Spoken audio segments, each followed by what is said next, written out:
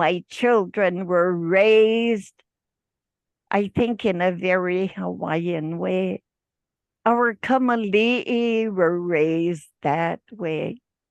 I'm reminded of an incident. I'm not sure if it was Singapore,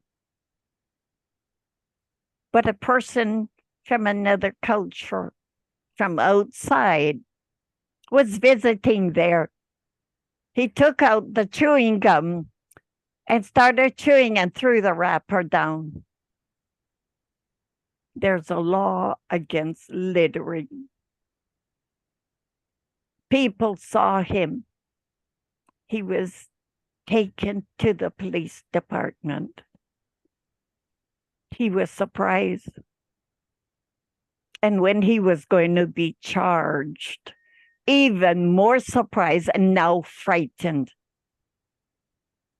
Yeah. Why am I saying this?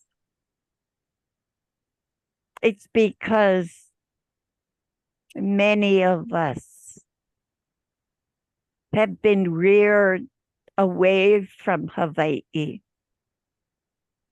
And we really don't have the time to practice the behaviors of pono. And we like to think we are loving. And you are. But you don't allow people to take advantage of you. Mm-hmm. So we've given up that value base. It has been modified. Yeah. Yeah. So there's been disconnects from the traditional times. You live off the land. That's where I got to learn Hawaiian practices. I learned the procedures, how to do it. But I also learned the kapu, the right way of doing it. And that came along with understanding form and essence. Yeah. And it also meant being mindful, especially at night, of spiritualism. So living the beliefs and practices was key in my upbringing. My mother worked in the school setting as a custodian. She saw the value of Western education. So some of the practices got into difficulty with the way modern society wrote policies and regulations. It didn't just affect how you treated your family members with aloha, but it became institutionalized in a Western way. So culture conflict. And because I had an inquisitive mind, I wanted to go to school. And so I was raised very culturally Hawaiian, went to Kamehameha school, learned the haole way, reading, writing, and arithmetic. But my parents never gave up their kuleana for teaching me and my sister the Hawaiian cultural way. So we were raised biculturally. And I continued on to the university, got my MSW degree, and then I raised my diploma and said, oh, the Japanese in me got this. Lo and behold, my grandmother was born of Japanese parents. Her mother died in childbirth, and within 3 months, her father and her brother returned to Japan. She was given to a Hawaiian family in Hakipu'u on the windward side to be raised. My grandmother was raised in the Hawaiian culture, not Japanese. So how come I couldn't give my Hawaiian side credit for that? And I put on my social worker hat and I said, Lynette, you have cultural trauma and you don't realize it. That is how I became more alert to cultural trauma. When I got my degree, became a social worker, and then in the profession, the term cultural trauma became popularized. I had assimilated. I had learned to accept other people's perception of the Hawaiian that was negative, and I didn't want to acknowledge it. In the 6th grade, my teacher was Japanese, and I was at recess. One of the students had epilepsy. She had an episode in the classroom with the teacher. Teacher didn't know what to do. She called another student, go outside and get Lynette. I came running into the classroom. Yes, I'm here. I want you to go in the broom closet and clean up this mess that's on the floor. Another encounter with stereotypes because I was the daughter of the janitor. But something rebelled in me. And I learned to deal with that kind of stereotyping right then and there. And I said to her, I'm not the janitress. I'm going to play. This is my play period. It's recess. I ran out. The girl had to go call my mother for help. When my mother got there, the teacher said, your daughter is impudent. My mother picked up the message. Her antennas went up.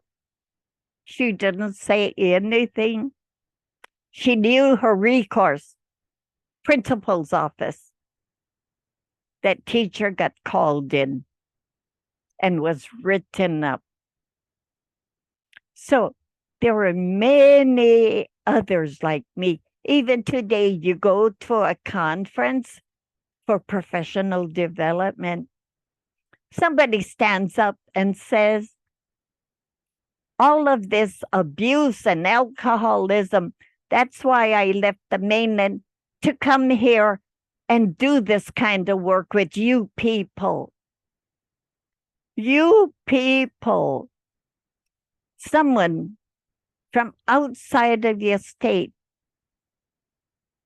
his tone of voice connoted negativism, demeaning.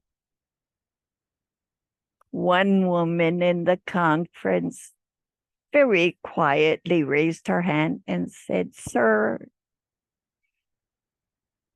I resent what you just said. We are all doing the best that we can to get training so we can deal with the problems at hand. It doesn't help us to hear your negative stereotype, sir. Would you please sit down? A round of applause. So, in the practice of Ho'oponopono I do today, I have Ike Kupuna, ancestral wisdom that helps me to work with individuals for identifying within themselves unresolved issues stemming from cultural trauma, historical times, where we have to relearn language outlawed by the laws, the loss of common courtesy to now doing it. Yeah. And to examine ourselves as to why we have accepted these residuals of unresolved issues. And in today's courses that I teach, it was the Hawaiian way. So that technique of preparing oneself is based on Ike Kupuna, the wisdom of our ancestors. Yeah. This storytelling technique I have gives you a feel of the process that we go through and the struggles that we go through. Even though we conform externally, my parents never forgot their kuleana at home. They passed on the values and the spiritualism. Yeah. So it's inside of me. Yeah. And Yeah. also, my family felt free at home to talk about spiritual connections like the Aumakua, the God that's from our genealogical lineage, who is an ancestor. And so I wasn't afraid of that. I grew up knowing my grandfather was a healer in the family. My mother witnessed many examples. When she had leukemia, he was already dead, but there was a connection line with him. She'd hear his voice. She'd look around. The dog is barking. And he's saying, "You despondent. You looking at your medicine in that stream." Suddenly, the dog quiets down, but he's panting. She knows that moment with her dad ended.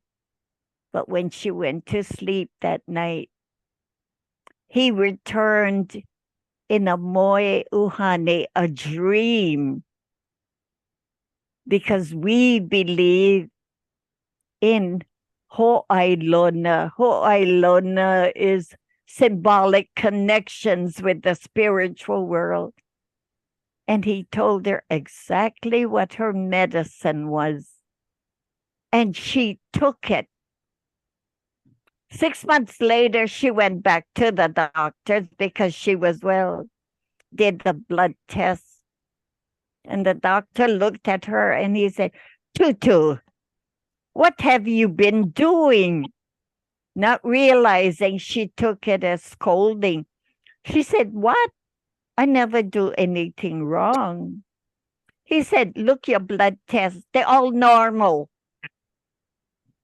Her face relaxed. She remained silent. Then he said, "Tutu, whatever you're doing, continue doing that." So, belief in deceased kupuna connections from our genealogy allowed Beautiful. us, yeah, it allowed us to value their ancient wisdom that they kept from us over the years. But Yes. Ho'ailona from the spiritual world opens that doorway that we can still benefit today Yes. Yes. from their guidance and their advice. Hmm. Yeah. Yes. So to have Auntie here is like bridging all of that beautiful restoration and the historical meaning behind it with those of us that are here now and that are working with families, our families and the youth to bridge. She is our bridge to bridge all those pieces together. So I can't even articulate properly in words beyond the feelings that I have of deep, deep, deep gratefulness for Auntie Lynette. I'm humbled. I am honored. I'm grateful, and I feel surrounded by love with Auntie Lynette because this is a labor of love. Yes. So the process of ho'opono, ho'o to make something to happen, pono to live, to behave in a pono way. That's where you begin to untangle here or the Mhm, knots of mhm, difficulties. Begin with yourself. You're mhm, not expected to be 100% pono. You're not a god. You're man. You're human. And don't expect your children that you raise to be gods either, just because you taught them one time. That's not how it works. And sometimes as a parent, I learn I got to repeat myself in different contexts, different situations, so that they realize Pono is expected here in this situation, that situation, this situation. So repetition supports the development of the integration of knowledge and skills. Do it while they're young. I propose a healer in every home. If you wait until they get incarcerated, and if they're 40 years old, you know how many years of kukai is piling up? mhm, The kukai is unresolved issues compounded with modern issues that they cannot deal with. So they turn to alcohol, drugs, violence, defiance. Those are the earlier unresolved issues. So one of my students learned from Auntie Kanahele that ho'oku'u kaheva. You got to deal with yourself first. And to let it go, you got to be oya i'o, authentic to the max in your heart, in your na'au. mhm. And only when you get to that point, you're humble enough to say to yourself, I wonder what I did to bring this on. Looking at your acts of commission, your acts of omission. How did I contribute? And in the beginning, to give me an idea, I have to examine what was the effect of what I did that had negative mana. A young student in psychology went home. She got so enthused about my encouraging them to go back to their indigenous roots. So she went home to say, and previous to then, she was going to become a doctor in the scientific way, evidence based. And so, kind of, ho'okie, her nose kind of stuck up. The parents never corrected her. But the moment she said, Ma, tell me how you guys lived and how did you solve problems? The mother on guard because she never inquired in a humble way. She inquired as an up and becoming medical doctor. The mother said to her, why you want to know? So you can look down on us? It hurt her. She hadn't realized that she had been coming across with an attitude like the colonial power. Most scientific evidence, therefore, is not as good. And mother picked it up and put it in her place. Yeah. So that journey to be humble and to be in balance within yourself makes you vulnerable. But you need to face it. Yeah. What you're talking about, Auntie, is something that we talked about before we came on, which is you have to be ready and willing. And Dr. Taholo and Soa in their experiences as well. And my background, Auntie, I don't know if you know, is in addiction. I became addicted to opioids, to painkillers as a result of playing football, and then it wreaked havoc in my life. But you can't address that issue until you are willing to recognize all of the carnage that it has created, that and take responsibility, right, for what part of it. So many people say, oh, because my parents. Well, what about you, right?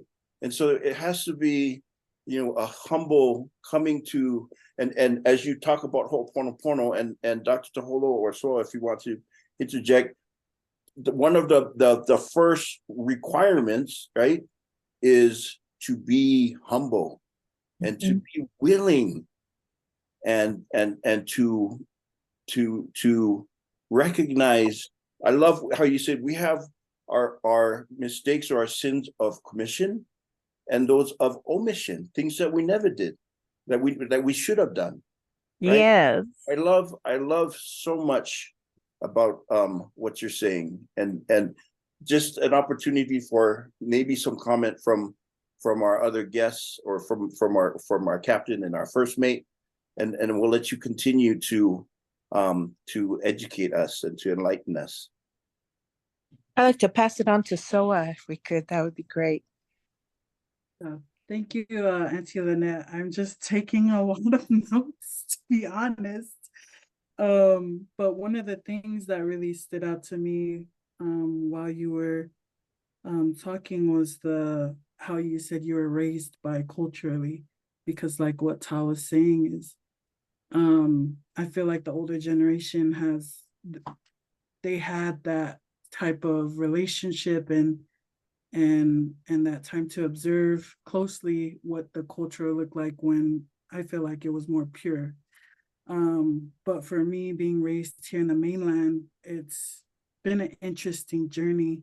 And I feel that I too was raised biculturally, but with the Western perspective being the, I guess, prioritized identity.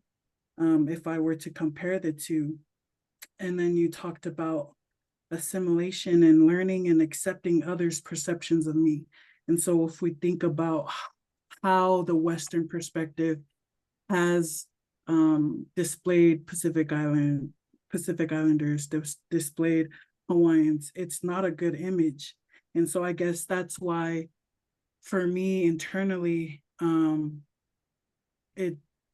I didn't accept it. I think at times I did, and that's what made me very sad and very depressed and just angry all the time. And I'm still learning. Yes, yes, yes, So yeah. I'm just grateful that you were able to share that, and um, just about how being connected to ancestors through the dreams, because I feel like some of us in the mainlands too, we've lost some of those connections. We weren't able to have those. And so just like the themes that were thrown out there, disconnection is really big. And I feel like being able to share space and talk story, that is the therapy and the processing of what this is. And I'm just grateful to be in this space and be able to hear your wisdom, and just, yeah, I'm just grateful and taking notes. Yes, and Ike Kupuna, Richard Paglinawan, he says, make conscious what is unconscious. Put it out on the table so you look at it objectively. And then you dissect what belongs to you, but what belongs to the other person. What belongs to you are your acts of commission, acts of omission. Sometimes you don't realize it. You make promises, you make an agreement, but you don't follow through. I learned very early while attending Kamehameha. I would ask my dad, Daddy, can I go to the dance up at this school? They're teaching us to do social dancing. He said, what? So then he'd ask me, when is it? I said, in 3 weeks. I learned I had to ask ahead of time because he always said, I don't know. But as we approached the 3 weeks, he'd ask me, what you going to need to go to the dance? And so I tell him, then he said, how you going to handle that? And then I'd review with him. I catching a ride with my girlfriend and her parents. They're going to take us, and when it's done, they're going to bring me back home. So is it going to be on 8 o'clock? Because, during the war years, we had the siren blow at 8 o'clock. Everybody's supposed to go home. And I said, not going out till 9. He said, well, what's the name of the girl's parents? He's trying to check the credibility of the parents. Then he said, ask me next week. Well, next week is about 4 days before the practice session at Kamehameha. So I said, Dad, you told me to ask you again. And it's in 4 days. I got to give my girlfriend an answer if I need a ride. Not knowing, he checked out the parents and how reliable they were. At that point, he said yes, I could go. So, with today's times, our children get impatient, but we have to give information that reassures, our parents of our safety. And he didn't say that to me, you know. So we experience a Dr. Mr. Hyde type of personality. So we need to be mindful as the educators within our family. Explain the reason why the questions. Explain the reasons why the hesitancy. Yeah, because they're concerned like my grandfather was. And then I realized that was the basic concern of my grandmother, my safety. Yeah. Yeah, I love Auntie. If I can just mention that, you know, there's so many as we listen to this Ike Kupuna, the ancient knowledge that you're sharing, there is so much in modern understanding of behavior that is emerging that is connected to this ancient knowledge. And as you're talking about you got to explain to them why. There is a movement where people are saying you have to know your why. Why, you know, you cannot just do stuff just because you're doing it. You know, you have to have a purpose. If you have a purpose, then you are more likely to continue to do it when it gets hard because you know why you're doing it. But so often we raise our children and I don't know how this happened, but we tell them, hey, don't talk back. Don't ask questions. When really the Ike Kupuna would say, let me explain to you the reason why. Let me answer the question. And so I love so much about what you're saying. I want you to just keep going. Okay. Yeah. That analogy between people holds true in spiritualism.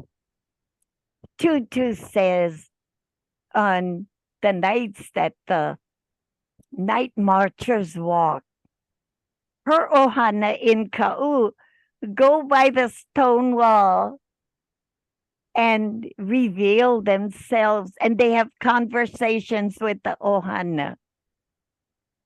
So she said, that's the spiritualism that is internal.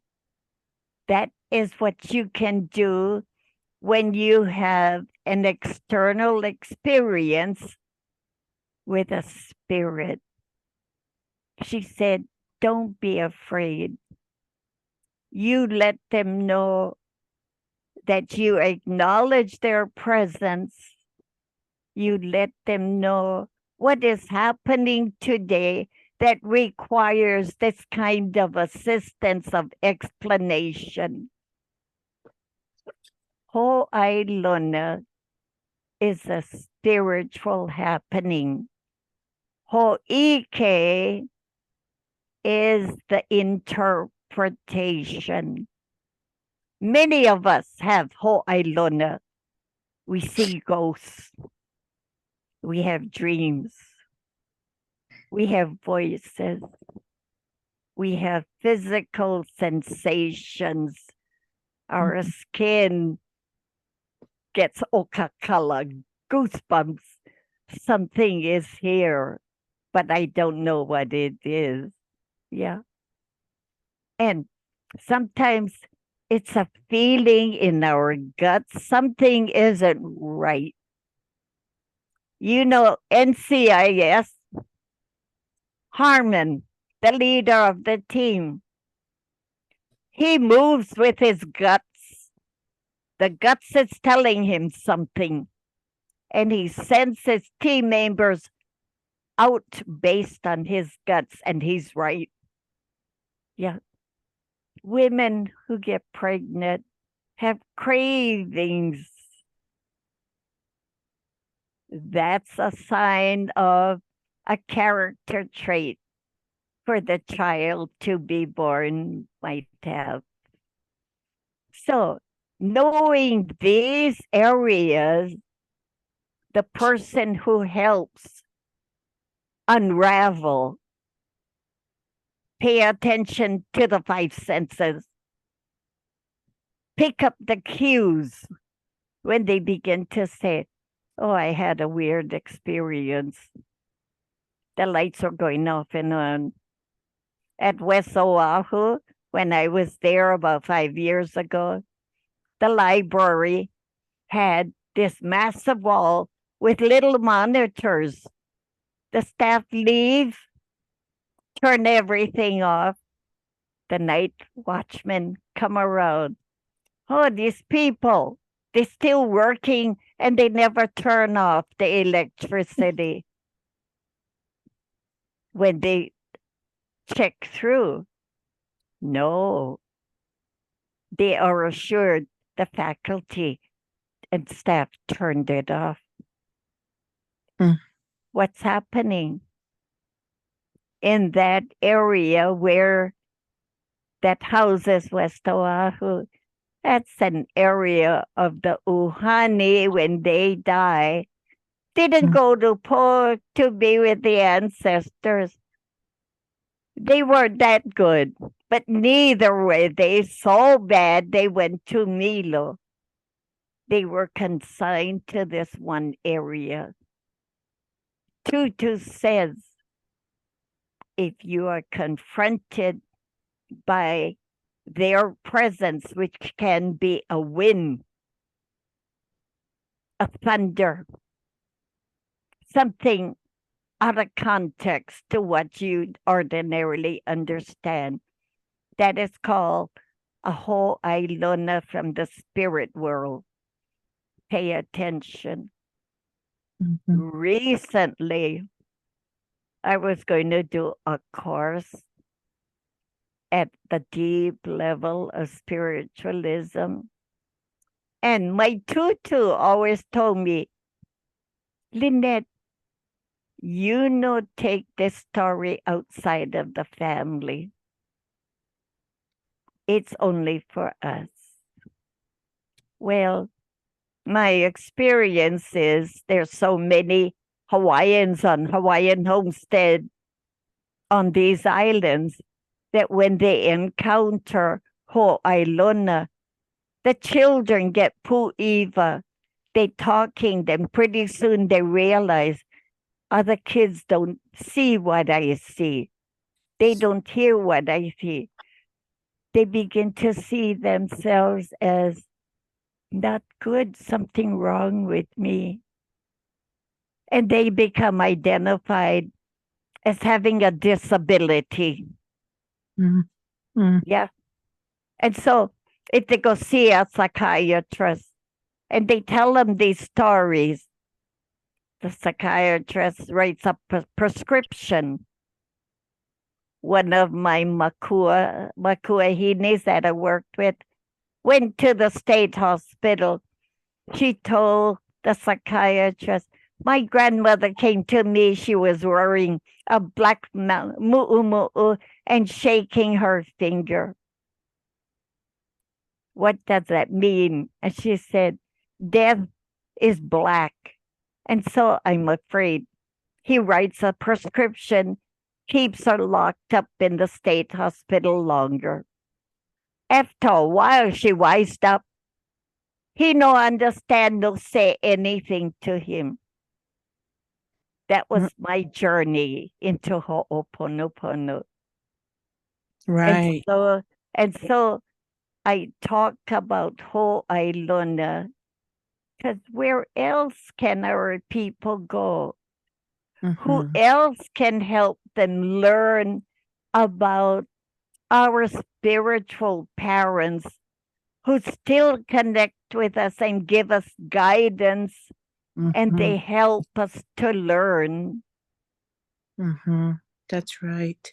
Auntie, so those are some of the common mistakes, yeah, that some of the folks, when they try to do the practice of Ho'oponopono, if they not listen, if they're not listening to the people, their dreams and their spiritual experiences, they can really misunderstand everything. And that's the difference between the ancient and the modern and what's going on and the misunderstandings. And so it's so powerful to hear you share with us your recommendations for how to listen, how to pay attention, how to understand, and to really don't discount people's experiences, especially their spiritual experiences, because when we discount them and we tend to pathologize them and think that they're crazy, we should, put them in the state hospital. We're really, really misunderstanding culturally and spiritually what is going on. So I think that this is such a huge recommendation for us and our audience to hear, that we really need to pay attention to each other and listen to each other with our spiritual ears, as well as our cultural responsiveness and our love, and our aloha, and look for lokahi, the balance, and to beware and be careful of pathologizing these spiritual experiences. I think that's such a great and honest recommendation for us to Yes. hear. Mahalo, And Auntie. I think if people, the way I teach, Ho'oponopono is done in the context of the family. That first level is working with the living family. After I graduate them, they come back for advanced training, recognizing and working with the spiritual family. Yeah. Tutupukui and Dr. Harding in Nada Ike Kumu Volume 1 Okay. talks about Yes. Ho'ailona. Okay. And the title of your book is Nana Yeah. Ike Kumu. Look to the source. Oh, beautiful. Okay. Volume 1. Volume 1. Yes. Okay. There's a volume 2. Yeah.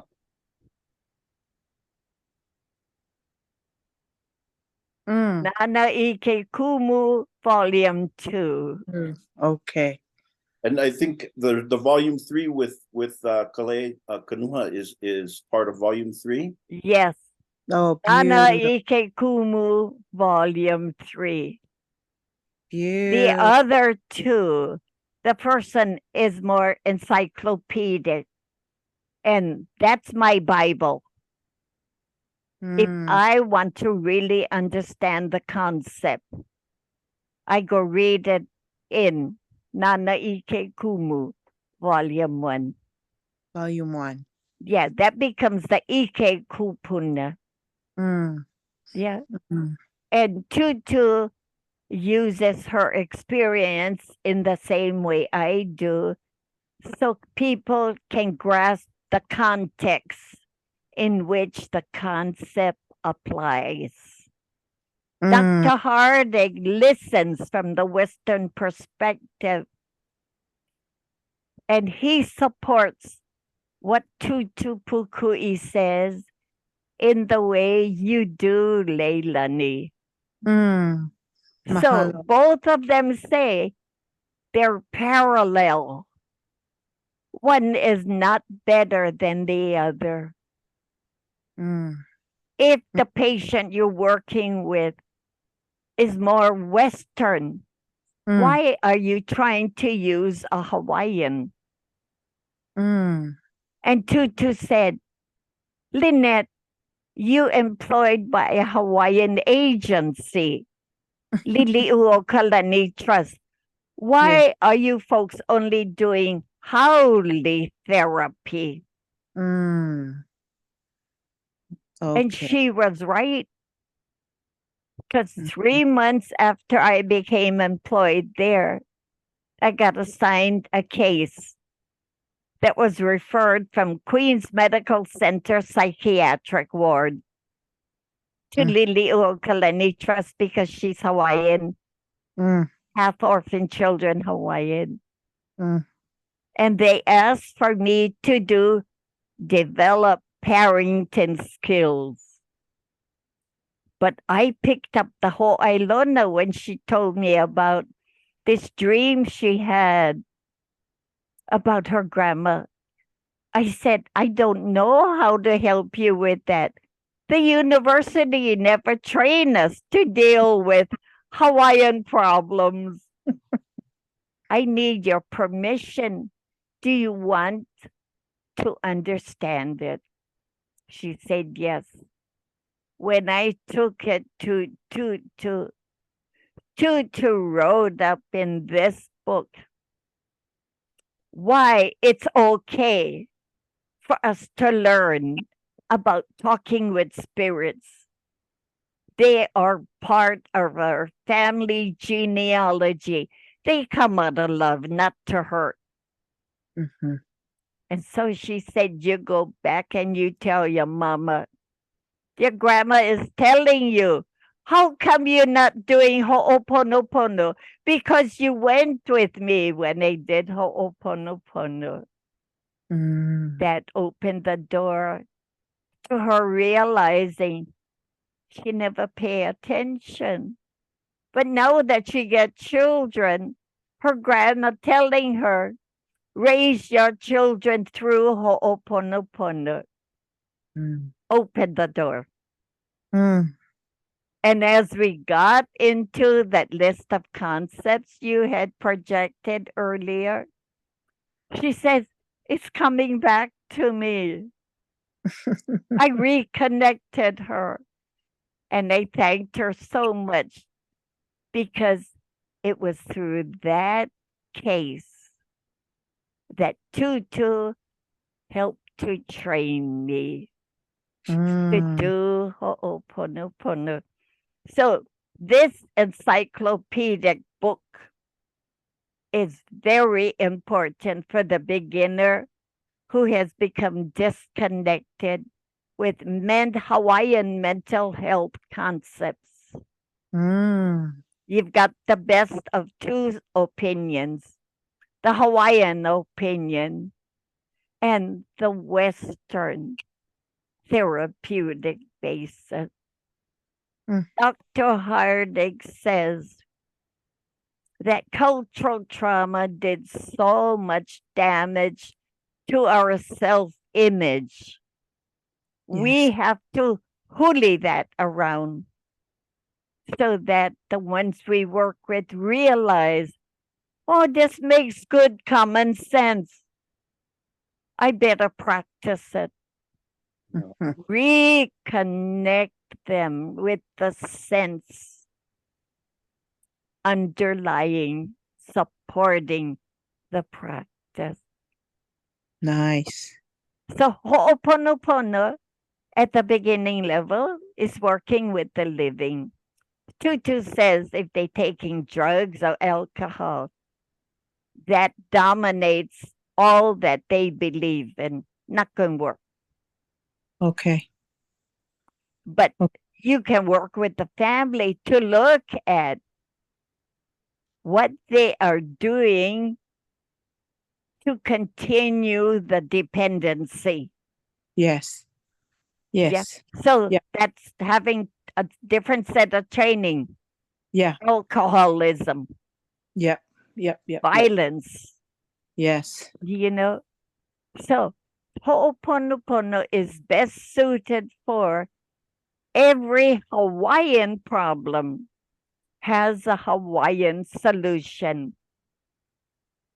Look it up in here. The index you can look under English categories like aggression, like bites, if they talk about bites as a whole, Ilona. If they're talking about, I took these things from Hawaii when I returned home to the mainland, but strange things are happening in my home. And I just felt I had to return the stones. Mm. So they returned the stones to Hawaii. The governor's office doesn't know what to do with them. They're not Mm. Hawaiian. Mm. Yeah. And so it's arming ourselves to better understand the indigenous roots of the individual. But the things I've talked about is not unique to Hawaiians. Other Mhm. people Mhm. have it as well. Right. Right. Yeah. And Thank I love what Val Kanuha wrote in volume 3. Yes. If you have had a colonial power enter into your society, we want to trust, we want to honor, but keep your pig fences up. Yeah. Kumu Richard Paglinawan says that in Lua, keep your pig fences up from the ceilings and the stones and the spears of the outsider. Mm. The boundaries keep your indigenous values and your heritage intact. The Yes. pigs cannot run away. Yeah. Yeah. Yeah. So the Ike here is start now. It's not too late. Yes. Get a sense of the purpose and function of these Hawaiian concepts. Beautiful. Beautiful.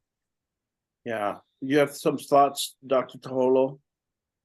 I just want to say that I really believe that Auntie, I know that we were talking about Ho'oponopono, with the living, but I actually feel like I've just gone through an experience of the deeper level stuff with Auntie, where we're connecting to our ancestors, we're connecting to the spiritual world, and we're not ashamed of it.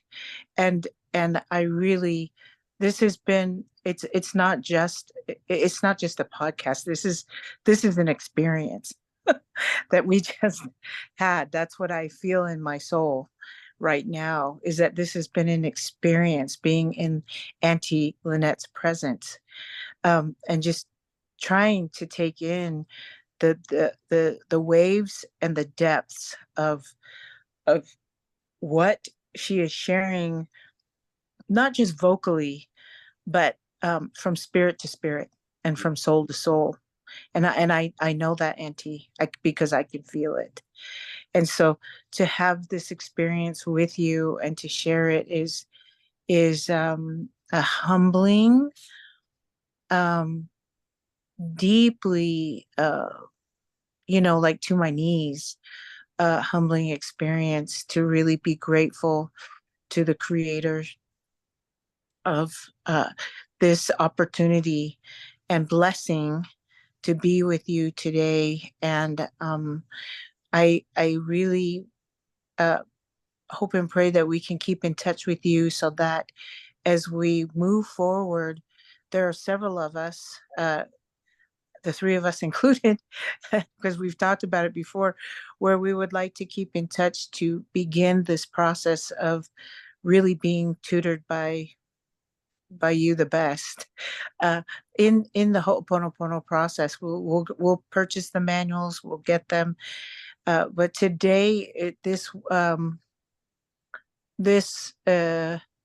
was really transferred across from realm to realm. This wasn't just for the living. I felt like we definitely went into the realm of the ancestors and connecting, because I was having visual memories while you were speaking of my tutu and our families and what we have experienced. So this is just lots of generations here during this podcast.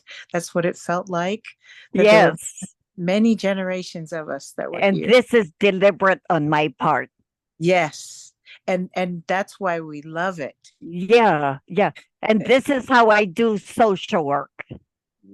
And your social work is Lynette, I don't think that many social workers understand the height, the width, the breadth, and the depth of this type of social work. But it is like being in a different dimension. And I think for Yes.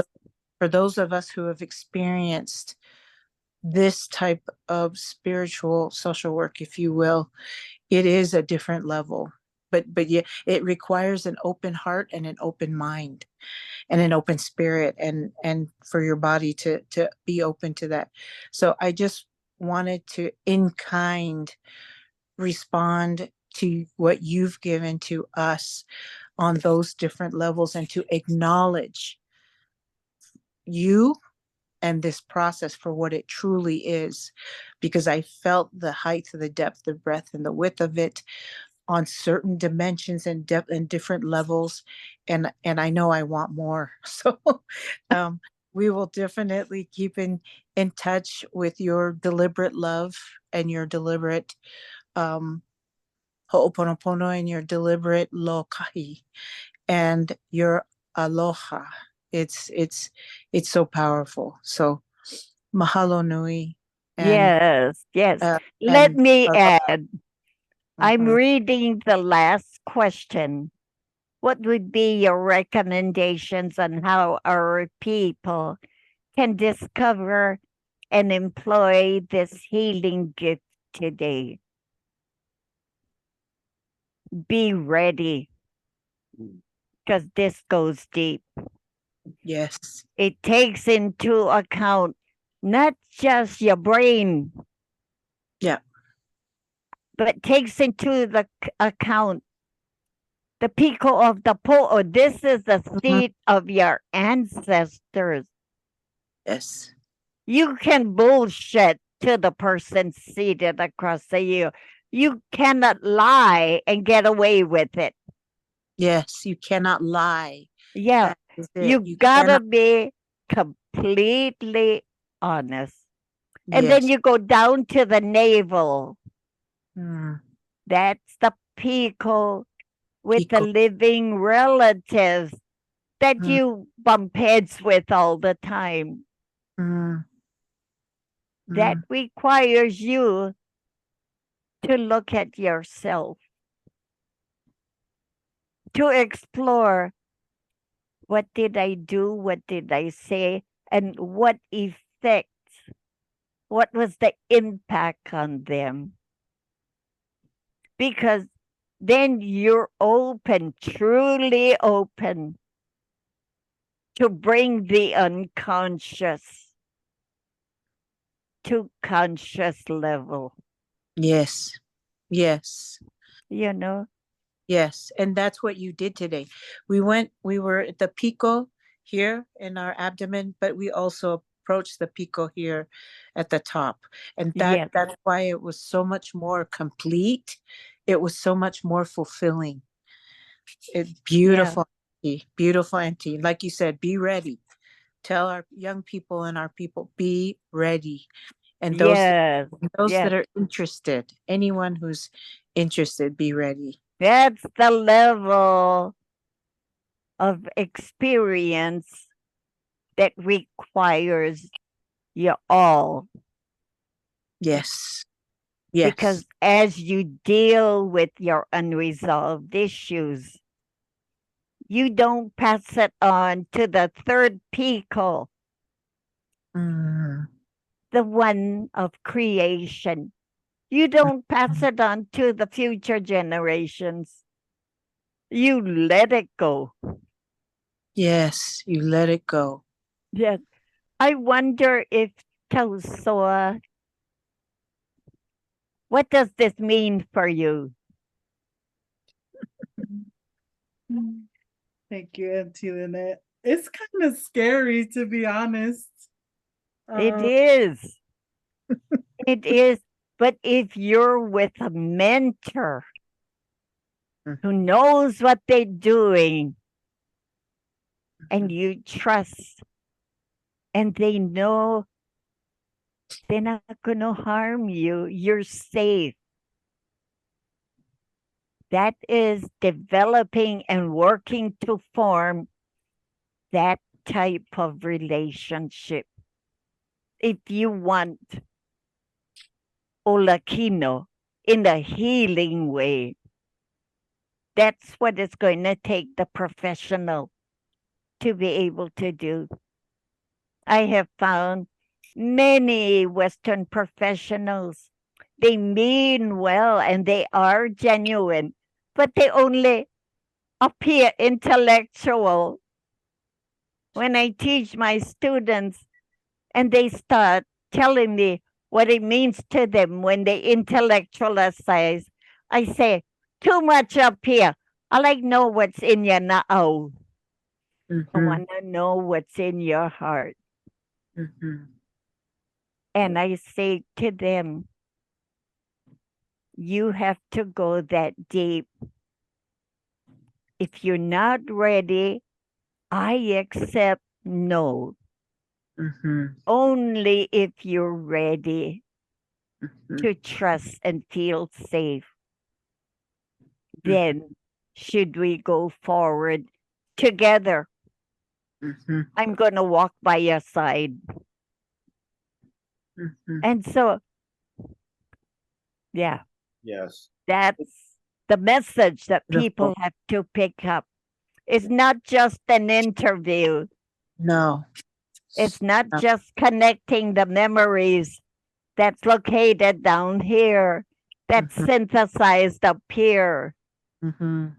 It's your whole being. Whole being.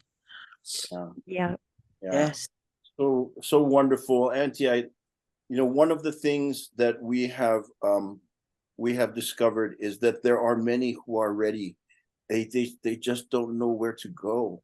And this is one of the purposes of this podcast, is to give them a place where they can at least start to understand a little bit more, and then provide more resources so that they can connect with this Ike Kupuna, this ancient knowledge that can help to heal in parallel with also the modern. But we find that the modern, as it continues to evolve, becomes more and more reflective of what is the ancient knowledge, right? Mhm. That's right. And they realize you folks knew it already. Yes, Mm-hmm. yes, so Yes. beautiful, so beautiful. So beautiful. I have to say how impressed I have been, and how much I have enjoyed this journey. When I was a little boy with my father is Al Harrington. For those who don't know, he's Samoan, Tongan, Tuipelehake, Suapaia. And Harrington is the name of his stepfather, who he loved dearly, who took such great care of him. But we used to go to Halava Valley in Molokai when I was a small kid. Go up Okay. the stream, and we would catch the freshwater prawns, and we would cook them in the down in the valley, and we'd go up to the waterfall.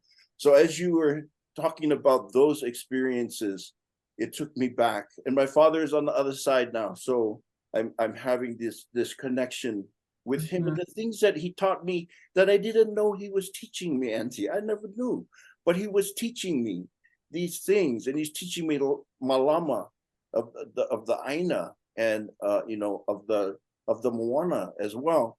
So I'm so grateful for that. But you didn't only take us there; you also talk about NCIS and Mark Harmon, and the way that he uses his Yes, and yes.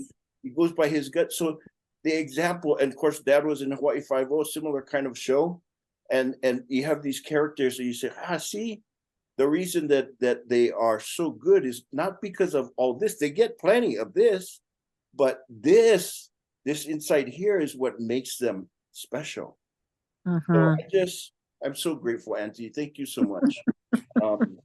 We'd like to close by letting Dr. Toholo give us the closing thoughts, or our instruction to do our homework. Are you prepared to do that? Sure. I'll just basically remind the audience to, ask the hard questions. This is Yes. part of our challenge. Ask the hard questions and do your homework. Don't just ask other people you know, as you do that and you feel your ancestors with you, you feel the spirit with you, do your own homework. And as you do your own homework, you really, that's where the growth, the real growth Yes. place, with an open mind and an open heart. So we ask all of you, please ask the hard questions, have the hard conversations, prepare for those, continue to be a part of our community here at Kaimana Intervention, together with this beautiful spirit, Auntie Lynette, as we move forward. Study this, talk about it, do your homework, ask and inquire, reach out to us on kaimanaintervention.com. We'll be happy to get back to you folks. Whoever's listening and you want to connect with us, we'd be happy to. So that's my closing thoughts, with much love for Auntie Lynette, much aloha, and for Tao and Soa, our Kaimana Intervention family here, as we have been so blessed to be with Auntie Lynette today, in our hearts and our souls and our minds. We will always remember you, and you will never be forgotten, ever. Mahalo nui. Thank you. Aloha. Yeah. Thank you, Aloha. Auntie. And Aloha. we'll I sign- wonder Mhm. if aloha isn't a message and a process that we might engage other worldviews. Mm. Yeah, not everybody can be ready, Yeah. but if we can find some commonalities based on Yeah. spiritualism, Mm. Yes. you Yes. know, and I'm not talking about doctrine religions. I'm not talking about those, Sure. but spiritualism from your own roots that make you that better person that you can become. Yeah. Yes. Yeah. I love support the views of Kaimana. Oh, mahalo nui. Thank you so much. Auntie, mahalo nui. Yeah. Yeah. We I love love you so it. Yeah, I love the invitation of aloha to, you know, to come together and to share with one another what we know, and to learn from one another what each other knows. And so that is the purpose of this podcast, is to create those types of meetings and gatherings and exchanges of Ike and the Ike Kupuna. And so thank you so much, Auntie. And with that, we say ahuiho. Aloha. Huiho. Ahui. Aloha for allowing me to be with you today. Oh, aloha. Okay. Aloha. Aloha. Tau. Aloha. Tau Aloha. Soa and Leilani. Aloha, Auntie Lynette. Okay.